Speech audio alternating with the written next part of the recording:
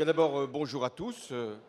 Je viens là à la fois comme ancien président, puisque j'avais lancé durant mon quinquennat un certain nombre d'initiatives, mais aussi comme président aujourd'hui de la France s'engage. Il y a quelques années, nous avions tous conscience que la technologie allait produire des effets considérables sur l'économie, à la fois créer de nouvelles activités, produire de nouveaux usages, permettre l'accès à l'information, mettre en réseau. Mais nous avions aussi conscience que cette technologie pouvait également exclure, pouvait simplement affecter des secteurs économiques sans pour autant créer sur le même territoire un certain nombre d'entreprises nouvelles. Et nous avions aussi le souci d'assurer l'égalité d'accès à ces technologies. Donc, plusieurs décisions avaient été prises à cette époque. La première, pour assurer une égalité autant qu'il était possible, la formation. On verra que ce thème-là de la formation reste essentiel. Formation dans l'entreprise, formation des demandeurs d'emploi, formation des jeunes et notamment de ceux qui sont les plus éloignés de l'activité numérique ou du savoir numérique. Nous avions aussi conscience qu'il fallait que l'innovation puisse être portée au-delà même de ce secteur marchand qui, de nouveau, émergeait. Et nous voulions qu'il y ait un engagement qui puisse être formalisé à travers l'utilisation des nouvelles technologies. Donc le thème de l'innovation devait être porté, y compris par les pouvoirs publics, à travers un certain nombre d'initiatives. Alors lesquelles?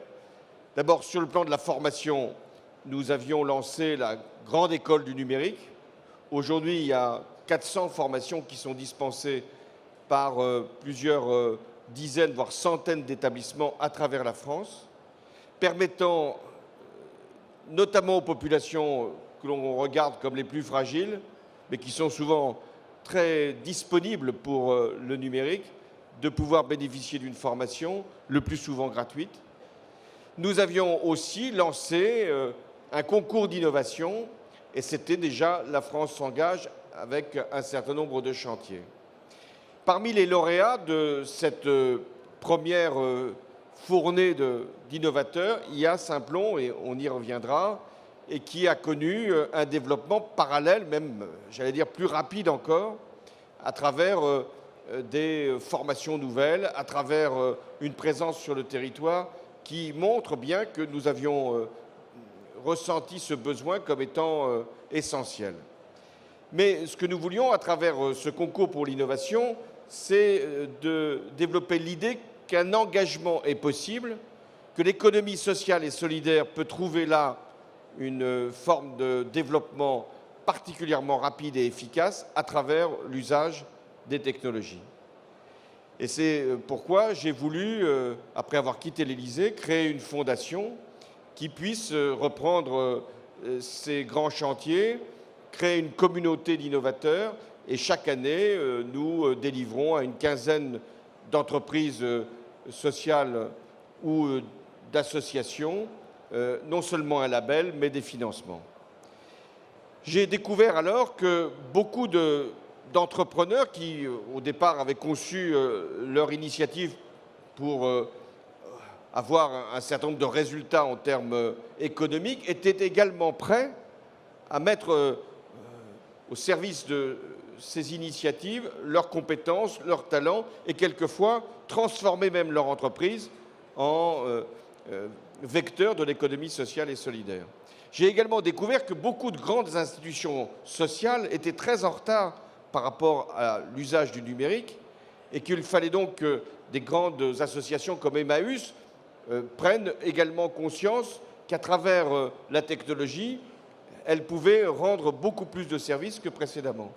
Enfin, pour atteindre l'objectif à la fois de lutte contre le réchauffement climatique et d'action de solidarité, les technologies sont devenues des outils essentiels. Et ne pas les utiliser, c'est finalement perdre l'impact social que beaucoup d'associations veulent avoir comme objectif.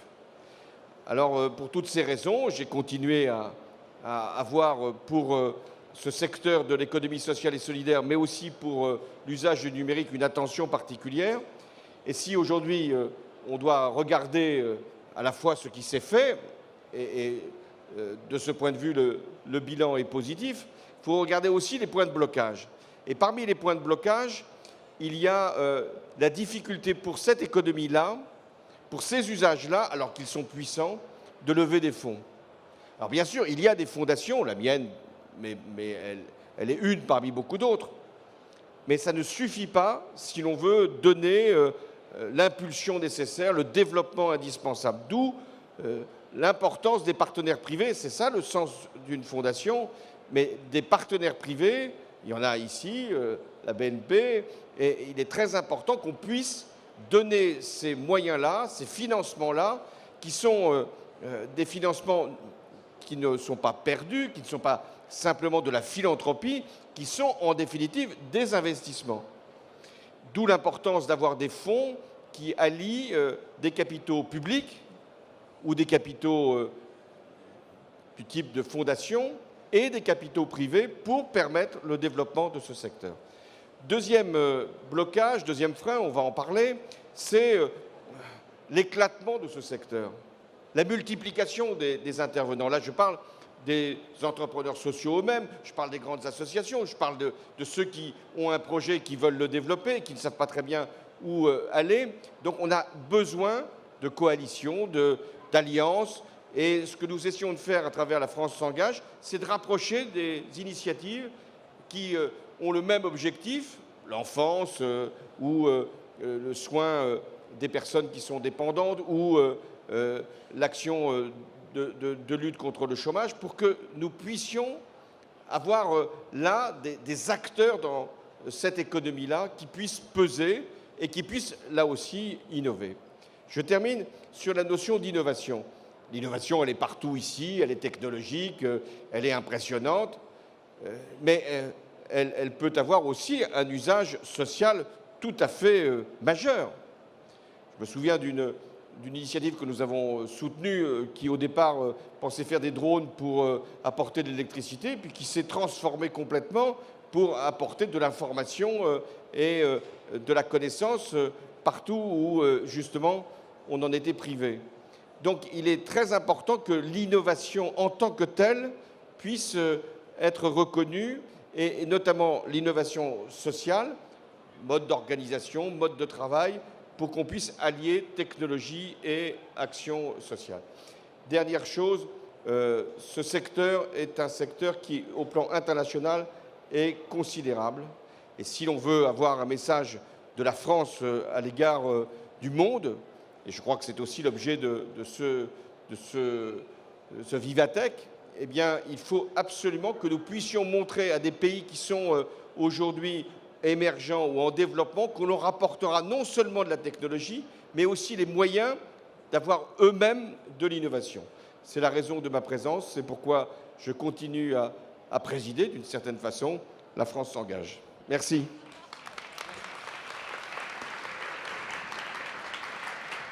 Merci, Monsieur le Président. Je vous en prie, installez-vous, car nous allons immédiatement être rejoints par d'autres spécialistes de la question. En matière d'inclusion sociale, l'action solidaire n'est pas conseillée. Il faut des entreprises, des associations, les pouvoirs publics, vous, moi, nous. Et pour savoir comment créer ces coalitions efficaces au sein d'une société plus inclusive, nous allons maintenant être rejoints par Claire Duisabeau, responsable de communication et développement chez Entourage, Madame Sandrine Gros, vice-présidente des projets stratégiques d'IBM France, Monsieur François Durolet, qui est directeur général de Simplon, et Antoine Cyr, qui est directeur de l'engagement d'entreprise chez BNP Paribas. Je vous le laisse, Monsieur le Président.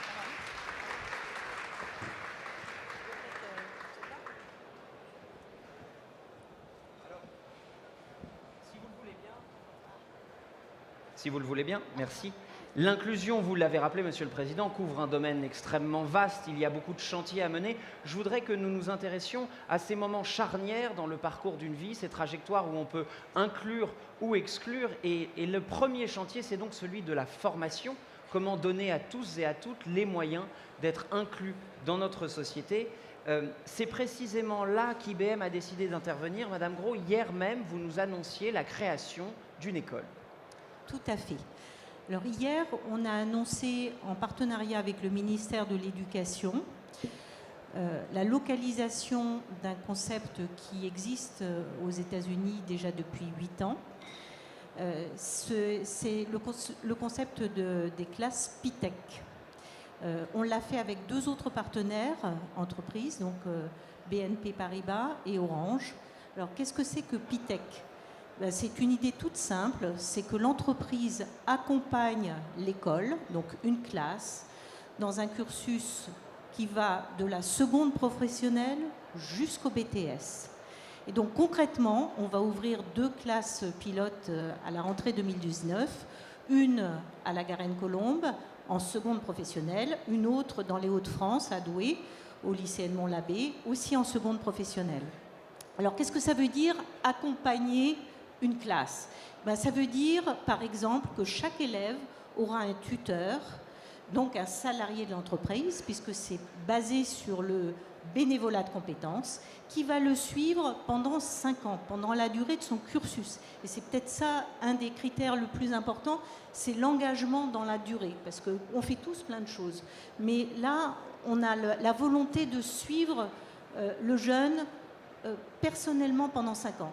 Accompagner, ça veut dire aussi faire découvrir l'entreprise, des présentations, mettre en place des projets collaboratifs avec les équipes pédagogiques, apprendre à préparer un entretien, favoriser des stages, favoriser l'apprentissage, faire des ateliers de formation.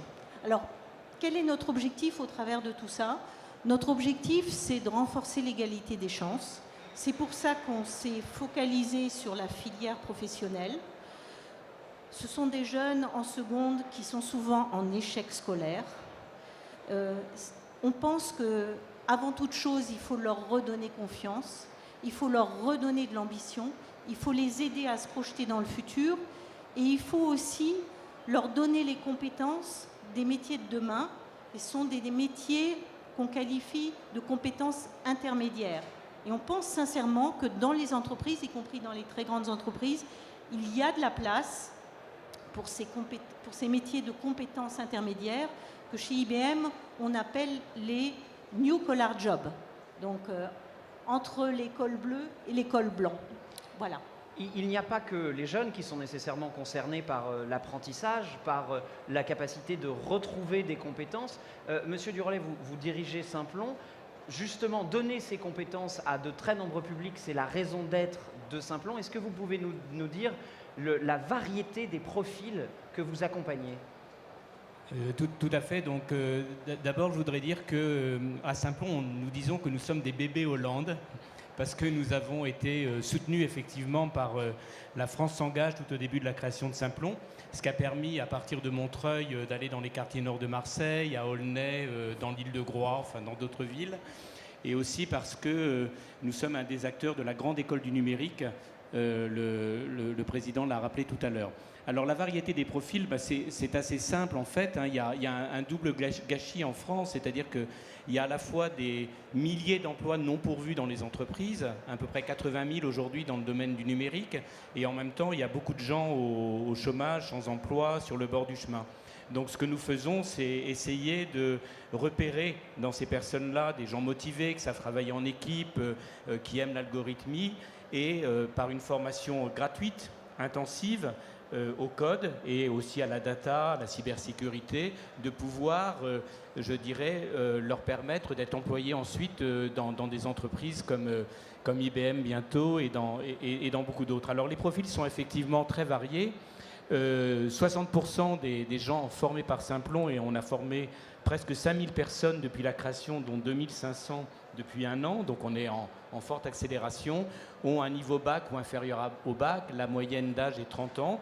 Donc on a des femmes en reconversion qui ont 3-4 enfants, comme aujourd'hui dans l'école Orange Intelligence Artificielle qu'on a ouvert il y a 1 mois à peu près à Châtillon. On a des jeunes qui n'ont pas le bac. On a une variété de profils, parce qu'effectivement, dans les demandeurs d'emploi en France, aujourd'hui, on a une variété de profils et beaucoup de personnes, d'hommes et de femmes, pour lesquels, je dirais, le système éducatif traditionnel n'a n'a malheureusement, pour des raisons diverses et variées, n'a pas bien réussi.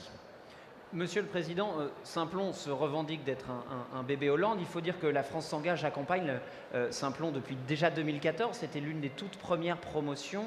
Qu'est-ce qui exactement a présidé à ce choix? C'est-à-dire quels sont les critères d'engagement de la Fondation La France s'engage? Pour le cas de Simplon, c'était effectivement un bébé. Il y a des bébés qui tournent bien, d'autres qui tournent mal, mais celui-là a grandi avec une vitesse impressionnante. Parce que nous avions ressenti d'abord l'engagement de partir de quartiers qui étaient les plus exposés au chômage et à l'exclusion, et de vouloir que cette expérience, parce que des méthodes très originales ont été utilisées par Simplon. L'innovation, elle n'est pas que technologique, elle est aussi pédagogique, elle est également dans la transmission, dans l'initiation et dans l'insertion, que ça puisse se développer. Donc le premier critère, c'est repérer l'innovation, identifier le besoin. Celui-là, vous l'avez rappelé, formé pour que les entreprises puissent disposer de main-d'œuvre et de cadres qualifiés. Et puis, troisièmement, la généralisation. Si Simplon avait dit, moi, ce qui m'intéresse, c'est Montreuil et Argenteuil, on a dit, c'est très bien. Mais ce qui nous intéressait, c'est que vous puissiez aller aussi sur des territoires ruraux, vous l'avez fait, sur l'outre-mer, et je crois que vous commencez à vous y intéresser, c'est-à-dire le côté général. Ce n'est pas simplement pour l'Île-de-France ou pour certains quartiers. Et puis, dans ce que nous recherchons aussi, c'est de pouvoir répondre à des besoins que, finalement, personne d'autre ne satisfait. Et il y a encore énormément de besoins. On s'est beaucoup interrogé sur la fin de l'emploi que le numérique pouvait provoquer. Est-ce que, finalement, l'explosion des technologies allait changer le travail et bientôt, il n'y aurait plus de travail? Mais non, il y a toujours énormément de besoins. Les besoins évoluent. Dans ce qui s'est passé ces derniers mois, on a vu combien l'éloignement, combien l'isolement, finalement, n'était pas regardé comme un besoin essentiel, alors que c'était une colère qui était sûrement sourde au départ et qui a été assez bruyante à la fin. Donc, il faut répondre aux besoins, et c'est aussi le critère de La France s'engage. Et c'est pour ça qu'on a énormément de sollicitations. Et on a près de 600 dossiers qui nous parviennent, on en retient 15. Donc on est aussi assez frustrés. Et donc on essaye de créer une communauté et de renvoyer sur d'autres les innovations qu'on n'a pas pu retenir nous, soit parce qu'il n'y avait pas l'impact que l'on imaginait, soit parce que le critère du développement n'était pas assuré, mais que le secteur financier ou que d'autres fondations peuvent également soutenir et développer. Vous parlez à l'instant de communauté. Un des acteurs clés de La France s'engage, ce sont les entreprises, celles qui également s'engagent. Monsieur Cyr, vous êtes le directeur de l'engagement à la BNP. Ma question se porte sur le rôle de l'entreprise, non pas seulement comme financeur, mais aussi parfois comme accueillant. C'est-à-dire toutes ces personnes que l'on va former, ces nouveaux profils que l'on doit accueillir, elles doivent aussi être recrutées. Est-ce que cela fait partie des responsabilités désormais d'une entreprise ? Ça fait partie des responsabilités des entreprises, et je peux vous dire que dans le numérique, on a besoin de recruter et on a besoin que des gens viennent nous rejoindre. Par exemple, cette année, on va créer 400 emplois nets dans la région de Bordeaux, intégralement dans le numérique. 400 emplois, hein, donc c'est gigantesque. Donc ça, c'est la première chose. Mais évidemment, les personnes qui vont nous rejoindre ont souvent des capacités, des compétences qui sont différentes des gens qui faisaient les anciens cursus. Quelqu'un qui est passé par Simplon, par exemple, il sait faire des tas de choses, mais il ne sait pas faire exactement les mêmes choses et il ne sait pas passer par le conformateur qui était celui des entreprises autrefois. Il fonctionne différemment. Et je pense que c'est très important aujourd'hui de se rendre compte que les entreprises sont en train de changer, en tout cas certaines, dans leur façon de penser le recrutement, de penser les gens qui vont les rejoindre. Alors d'abord, la première chose qu'on a fait, ça a été d'éviter quand même que nos propres collaborateurs soient des gens qui peuvent être à un moment exclus. Et donc on a travaillé énormément, et d'ailleurs notamment avec des gens comme Simplon, sur le fait de transformer, puisqu'il y avait beaucoup d'emplois dans l'informatique, de transformer en informaticiens des collaborateurs qui n'avaient pas ce cursus. Par exemple, cette année, il y aura 2000 collaborateurs de BNP Paribas qui ne sont pas informaticiens et qui vont commencer, pas forcément terminer, à le devenir. La deuxième chose, c'est que pour habituer nos collaborateurs à ce que l'entreprise joue ce rôle de promotion sociale, qu'elle joue ce rôle dans la relance de l'ascenseur social, il faut vraiment que les cadres de l'entreprise s'impliquent. On ne créera pas d'entreprise de la tech for good s'il n'y a pas des people for good.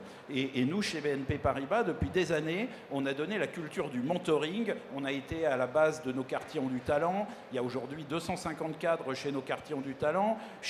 Avec la Pitech, on aura sans doute 500 cadres qui seront au total mobilisés. Donc, si vous voulez, le fait que des cadres d'entreprise se mobilisent pour que des petits jeunes qui sortent de milieux défavorisés puissent réussir, ça c'est quelque chose qui transforme les choses et qui transforme le regard de l'entreprise sur les collaborateurs. Et puis, bien entendu, il faut aussi avoir des façons de recruter qui permettent à tout le monde d'avoir sa chance.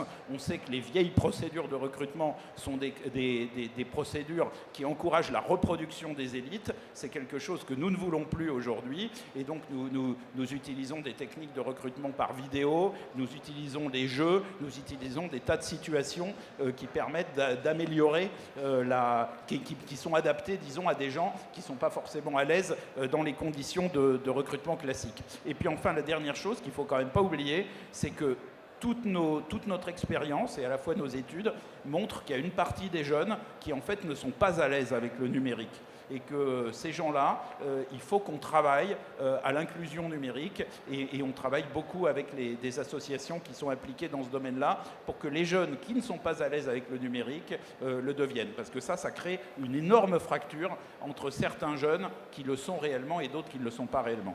Vous parliez à l'instant de People for Good, ça nous permet de nous intéresser à la dernière brique de ces coalitions, l'échelle individuelle, c'est-à-dire l'action que nous pouvons tous individuellement mener. Mademoiselle Luzabo, vous travaillez pour Entourage. C'est justement un outil qui permet à chacun et chacune de travailler par le numérique pour l'inclusion et ce, en bas, dans sa rue, auprès des personnes les plus démunies. Est-ce que vous pourriez nous dire un petit mot sur Entourage, sachant que c'est aussi une pépite dénichée par La France s'engage? C'est vrai, oui. Donc Entourage, on est une association Tech for Good. Nous mobilisons les citoyens, donc les gens comme vous et moi, vraiment le citoyen lambda, pour entourer les personnes de la rue, les personnes SDF en précarité, qu'il croise tous les jours en bas de chez lui. Donc face à cette thématique, ce grand enjeu social de la lutte contre la grande précarité, on s'est dit aujourd'hui, si on veut faire coalition, ça ne peut pas être seulement les pouvoirs publics qui prennent le sujet à bras-le-corps ou les grosses associations. Moi, quand je suis un particulier, que je vois tous les jours en allant sur le chemin du travail, ces personnes qui dorment sur mon trottoir, qu'est-ce que je peux faire ? Et donc le constat duquel on part, il est simple, c'est que d'un côté, les personnes de la rue nous disent le pire quand on est en précarité, en plus des conditions matérielles très très dures, c'est le sentiment de solitude, l'isolement. Et moi, quand je suis un voisin, je suis évidemment gênée de cette situation. J'aimerais bien agir, mais par où je commence? Qu'est-ce que je peux faire à mon échelle? Et si ça se passe mal, quel est mon rôle? Quelle est ma bonne posture? Donc la mission d'Entourage, c'est d'accompagner le grand public pour lui donner les outils, lui permettre de franchir le pas, d'aller parler aux personnes SDF en bas de chez lui et de mener des actions. Donc on a créé une plateforme. Très concrètement, c'est une application mobile, l'application Entourage, qui recense et qui coordonne toutes les initiatives solidaires autour des personnes de la rue. Pascal a besoin d'une paire de chaussures ou d'un duvet, on va aider Samia à refaire son CV ou on va tout simplement prendre un café de quartier assez sympa. Et la brique intéressante aussi de notre projet, c'est qu'on est un projet tech donc, mais on est très vigilant à ne pas devenir hors sol ou éloigné du terrain, ce qui peut parfois être la crainte un peu dans la tech. Et pour ça, on a un comité de la rue, donc la moitié de l'équipe chez Entourage est sans-abri, ou anciennement sans-abri, et c'est un peu notre comité des experts, ça nous garantit d'être vraiment au plus proche du terrain et que la technologie répond bien à ça. Et c'est en ça qu'on fait une technologie positive, c'est une technologie qui est centrale pour relier les individus, mais qui s'efface complètement au moment de la vraie relation humaine, ce qui est l'essentiel. Monsieur le Président, on vient d'aborder quand même des sujets, la formation, l'employabilité, la lutte contre l'exclusion, qui sont traditionnellement dans notre pays des compétences non pas exclusives, mais en tout cas demandées ou attendues de l'État.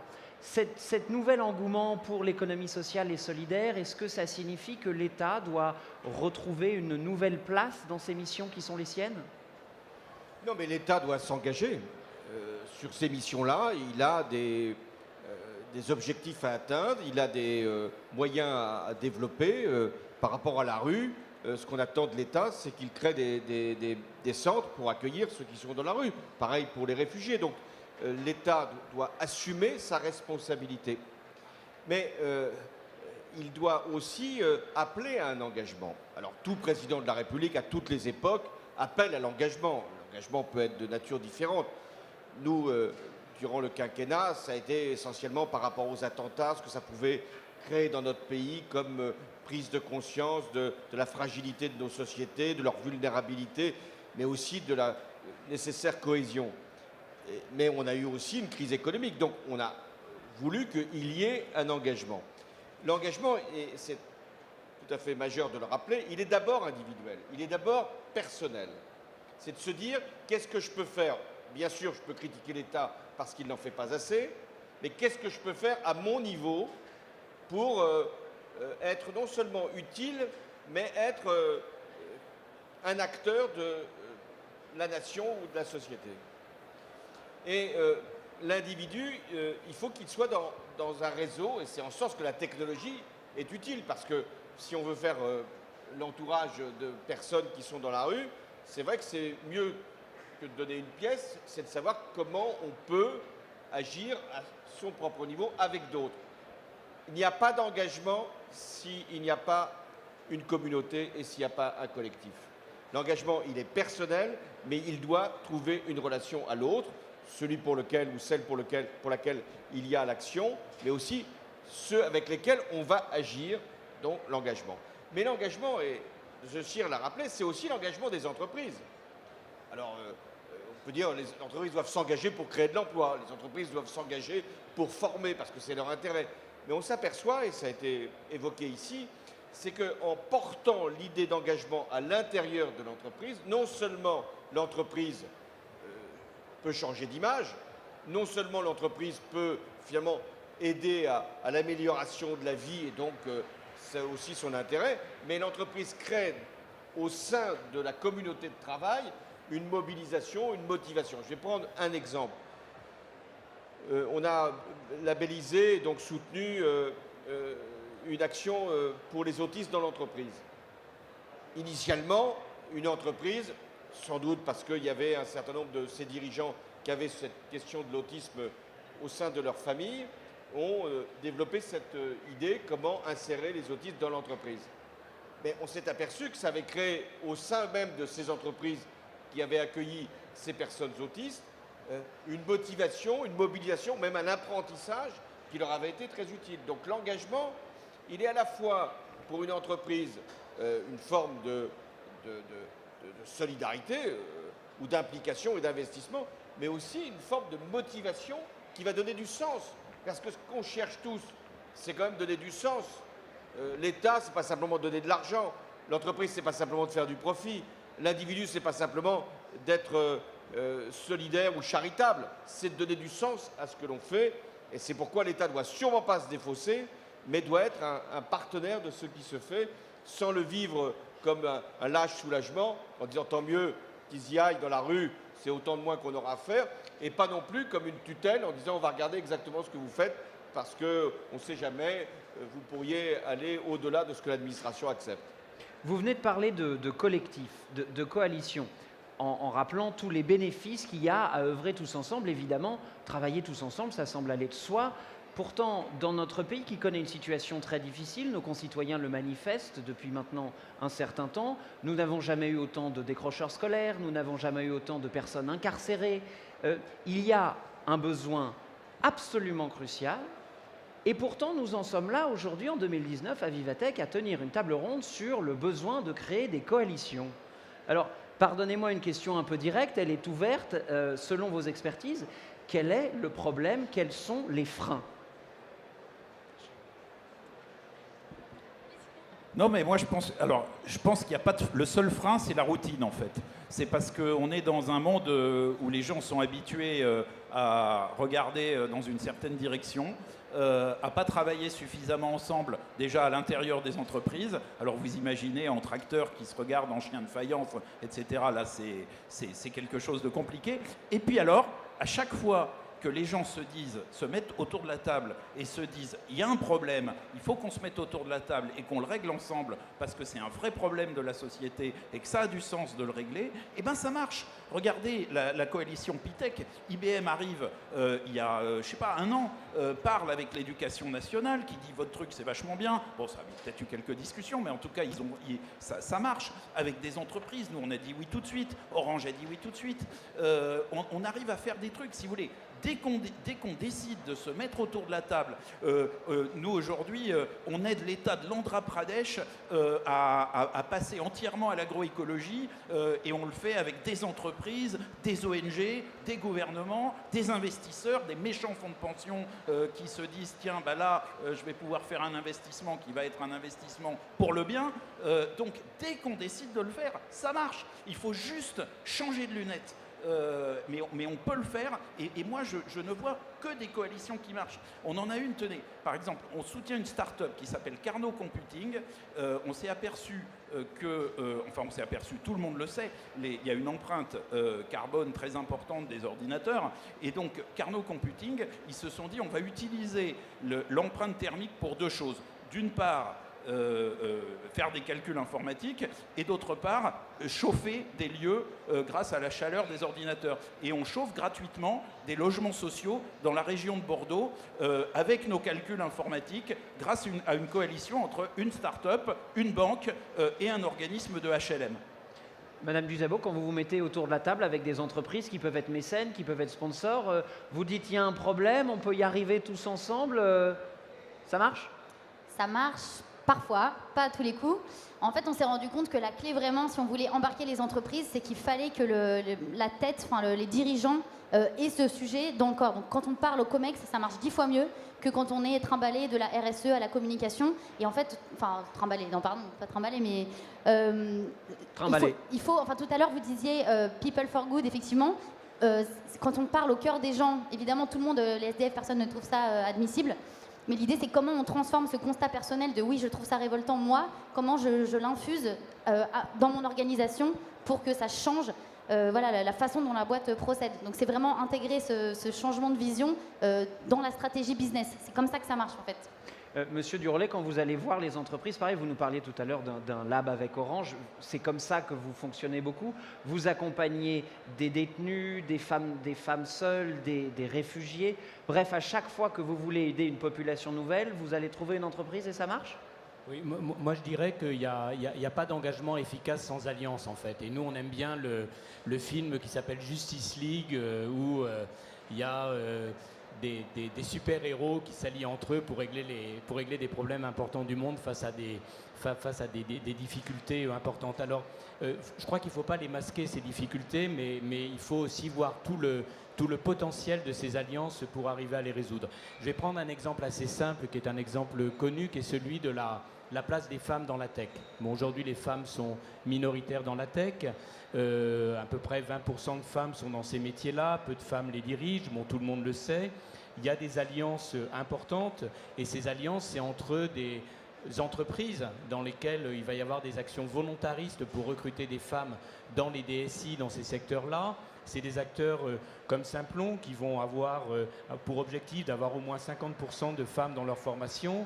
Mais c'est aussi des actions qui vont permettre, lorsqu'on fait, nous, des cours de code dans les écoles par nos apprenants, de parler très rapidement du genre, de ces problématiques-là.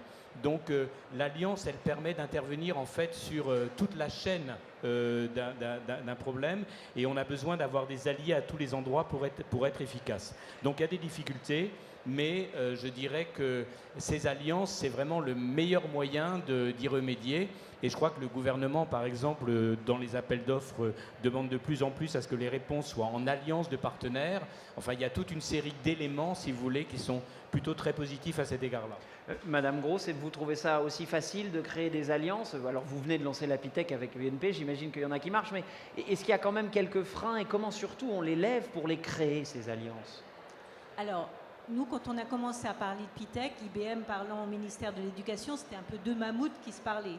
Donc, est-ce qu'on allait arriver à danser ensemble? En fait, quand il y a une volonté de la tête, déjà, ça aide beaucoup à donner l'impulsion. Et après, ce que je peux vous dire, c'est que sur le terrain, avec les proviseurs de lycée, avec les équipes pédagogiques, on a un accueil qu'on n'imaginait pas. De gens ouverts, de gens qui sont prêts à l'expérimentation, qui veulent faire bouger les choses, qui sont ouverts à toutes les idées, qui sont hyper enthousiastes. Et ça, c'est extrêmement gratifiant. Moi, je voudrais juste illustrer mon propos par une petite phrase d'une jeune fille qui est donc en 3e. Et comme PITEC, c'est basé sur la base du volontariat, de la motivation, pas uniquement des résultats scolaires. Donc, on a fait passer des petits entretiens avec les équipes pédagogiques. Et elle nous a dit, j'ai perdu le chemin de l'école, 3e, j'ai perdu le chemin de l'école, mais je pense que PITEC, pour moi, c'est une chance et je veux la saisir.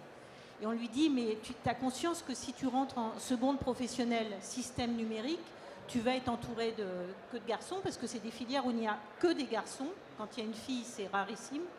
Elle nous a dit, ça ne te fait pas peur?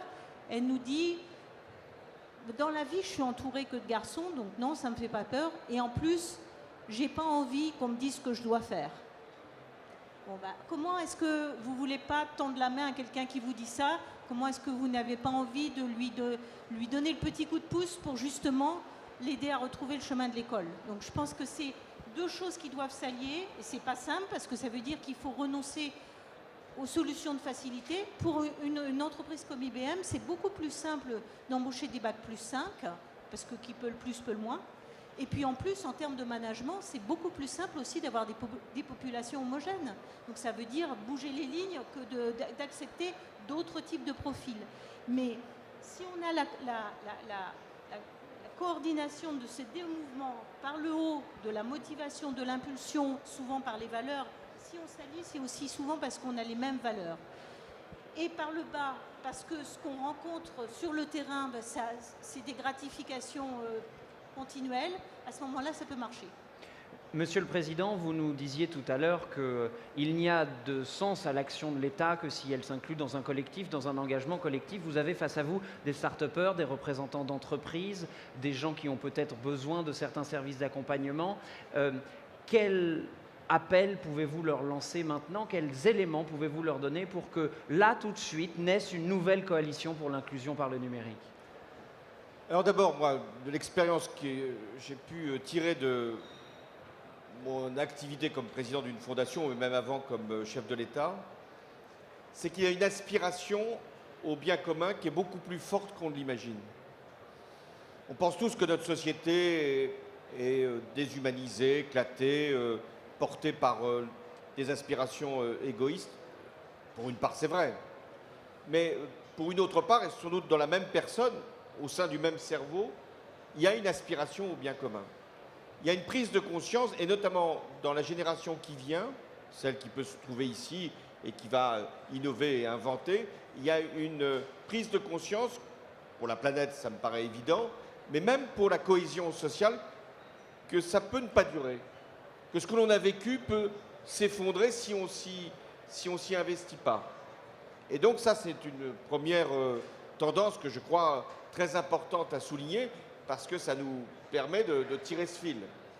Deuxièmement, il y a beaucoup plus de solitude qu'on ne l'imagine. Je ne parle pas de la solitude de ceux qui sont les plus fragiles. Je parle de la solitude en général. De personnes qui peuvent entreprendre, inventer, innover, mais qui se retrouvent assez seules. D'où le mot d'accompagnement qui est un mot majeur. Si on devait inventer un nouveau service public, c'est le mot d'accompagnement. Accompagner ceux qui veulent, pas simplement entreprendre, qui veulent assurer leurs droits, etc. Alors, quelle conclusion en tirer? C'est que si on ne casse pas certaines habitudes, le mot a été employé, et si on maintient une forme d'isolement des administrations elles-mêmes ou des entreprises, alors on ne peut pas servir les deux aspirations. Et ce qui est très, à mon avis, utile avec la tech, c'est qu'elle permet de casser les habitudes. Parce qu'on est obligé de changer, sinon on ne peut plus avancer. Et deuxièmement, que les administrations, et vous avez eu raison, madame, de le souligner, parce qu'on a une vision de l'administration comme étant toujours conservatrice. Non, ce n'est pas vrai. On peut travailler avec des profs pour permettre que dans les classes les plus victimes de déscolarisation, on les retrouve, les enfants. On peut travailler à l'hôpital, et on l'a montré, avec des innovations qui permettent d'apaiser l'appréhension des malades et notamment des jeunes. Donc on a une disponibilité à condition qu'on décloisonne et que l'on se prive de cette facilité qu'est l'habitude. Donc à partir de là, je pense qu'il y a ici beaucoup d'entrepreneurs qui vont se diriger vers le bien commun. Merci, Monsieur le Président. Merci à vous tous. Vous l'avez entendu, changez vos habitudes, incluez-vous, trouvez une coalition, œuvrez. En tout cas, nous allons continuer. Merci, Monsieur le Président. Merci à tous nos panélistes. Et recruter des Simploniens et des Simploniennes. Aussi.